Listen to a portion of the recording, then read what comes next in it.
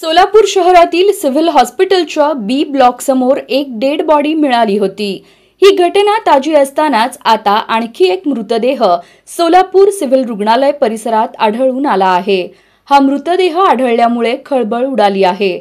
आज बुधवार 23 जुलै रोजी सकाळी 7 वाजण्याच्या सुमारास सिव्हिल हॉस्पिटलच्या ओपीडी समोरील पार्किंगमध्ये एका अनोळखी व्यक्तीचा मृतदेह आढळून आला। घटनेची माहिती मिळताच पोलीस तात्काळ घटनास्थळी दाखल झाले। त्यांनी तो मृतदेह ओपीडी मध्ये दाखल केला। या व्यक्तीची ओळख अद्याप पटलेली नाही। सिव्हिल हॉस्पिटल प्रशासन आणि स्थानिक पोलिसांकडून या मृतदेहाचा तपास सुरू आहे। या मृत्यूचं नेमकं कारण शवविच्छेदनानंतर समोर येईल।